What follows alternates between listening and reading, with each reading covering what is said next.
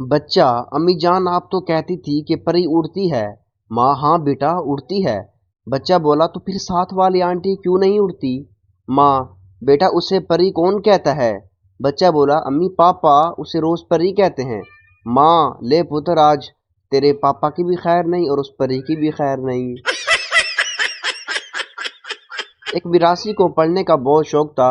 وہ روز خدا سے دعا کرتا کہ یا خدا مجھے پڑھنے کی توفیق دے۔ وہ لمحہ قبولیت کا آ چکا تھا۔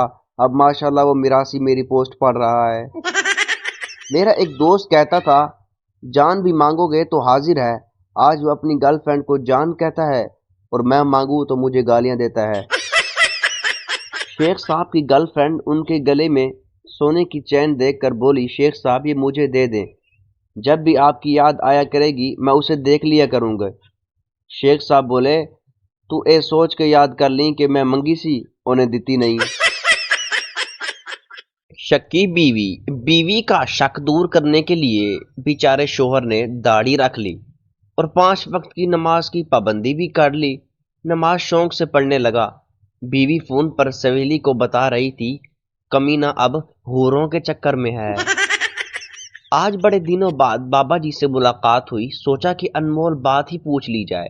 ارے میں نے پوچھا: بابا جی موقع کسے کہتے ہیں؟ پہلے دانت نکال کر بنتے ہوئے بولے: جب مچھر بیوی کی کال پر بیٹھا ہو۔ ارے جہاں بھی دیکھو عشق کے بیمار بیٹھے ہیں، ہزاروں مر گئے لاکھوں تیار بیٹھے ہیں، برباد کر کے اپنی تعلیم لڑکیوں کے پیچھے، پھر کہتے ہیں مولوی صاحب دعا کرو، بے روزگار بیٹھے ہیں۔ ارے والدین کے کہنے پر اگر جوان بیٹا نماز نہیں پڑھتا یا روزہ نہیں رکھتا تو محلے کی کسی لڑکی سے کہلوا کر تو دیکھیں۔ ارے انشاءاللہ پورے روزے، ساری نمازیں، اور یاد رکھنا اعتکاف میں بھی بیٹھ جائے گا۔ سردار حج کر کے آیا اور سیدھے محلے کی دکان پر گیا اور بولا: ارے میرا کھاتا نکالو ذرا۔ دکاندار بڑا خوش ہوا کہ آج اس کا 3 سال کا ادھار لگتا ہے ملنے والا ہے۔ ارے جیسے ہی اس بیچارے نے کھاتا کھولا تو سردار بولا: ارے ادھر میرے نام کے ساتھ حاجی لکھ دو۔ ایک سیمینار میں صحت کے بارے میں ایک سوال پوچھا گیا کہ وہ کون سی غذا جو کھانے کے برسوں کے بعد تکلیف دیتی ہے، اور کافی دیر کے بعد ایک بڑے میاں بولے: اپنے نکاح کے چھوارے۔ پپو جاب کے لیے انٹرویو دینے گیا۔ باس بولا: ارے تمہاری تعلیم تو بالکل ٹھیک ہے لیکن کچھ سالوں کا تجربہ بھی چاہیے۔ پپو بولا: جناب ٹینشن نہ لیجیے جناب، مجھے تو 3 سالوں اور 2 سالیوں کا تجربہ ہے۔ مجھے ایسی لڑکی چاہیے جس کا دل ٹوٹا ہو، آنکھیں سوجی ہوں، ہڈیاں نکلی ہوئی ہوں، یعنی بس مرنے والی ہو۔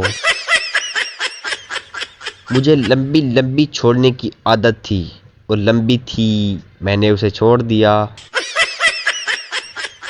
اگر آپ نت نئے اور جدید بہانے سننا چاہتے ہیں تو یہ کام میرے ذمے لگا کر دیکھیں۔ پرنسپل غصے سے: اگر کوئی لڑکیوں کی ہاسٹل کی طرف گیا تو پہلی دفعہ 100 روپے جرمانہ، دوسری دفعہ 200 روپے، تیسری دفعہ 500 روپے جرمانہ۔ پپو بولا کچھ دیر سوچنے کے بعد: سر اس کا ماہانہ پیکیج ہی بتا دیں کیا ہوگا۔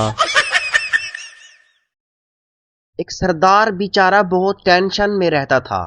جب سے ہوش سنبھالا تھا سوچوں میں گم رہتا تھا، انگلیوں پہ کچھ گنتا رہتا تھا۔ پھر ایک دن اس نے اپنی پریشانی کا اظہار اپنے ایک دوست سے کیا: یار میں یہ سوچ کر بہت پریشان رہتا ہوں کہ میری بہن کے 2 بھائی ہیں تو میرا ایک کیوں ہے؟ خاتون نے ٹیکسی ڈرائیور سے پوچھا: ایئرپورٹ جانے کا کرایہ کیا لوگے؟ ٹیکسی ڈرائیور نے کہا: 450 روپے۔ خاتون: اگر میں اپنے شوہر کو بھی ساتھ لے چلوں تو؟ ڈرائیور بے زاری سے بولا: تب بھی 450 روپے۔ بیوی نے شوہر کو گھورتے ہوئے کہا: سن لیا، میں نے غلط کہا تھا کیا؟ اب ثابت ہو گیا تمہارے ایک پیسے کی بھی اہمیت نہیں ہے۔ شیر اور مرغے کی دوستی ہو گئی۔ شیر نے مرغے سے کہا: کوئی مسئلہ ہو تو درخت پر چڑھ کر اذان دے جانا، میں آ جاؤں گا۔ ایک دن گدڑ کو اپنی طرف آتا دیکھ کر مرغے نے درخت پر چڑھ کر اذان دیا تو گدڑ بولا: نیچے آ جاؤ، ہم نماز پڑھتے ہیں۔ مرغا بولا رک جاؤ، ابھی امام صاحب آ جاتے ہیں۔ اتنے میں شیر کو آتا دیکھ کر گدڑ بھاگنے لگا تو مرغا بولا امام صاحب آ گئے؟ تو گدڑ بولا ارے یہ مولوی تو ہمارے فرقے کا بھی نہیں ہے۔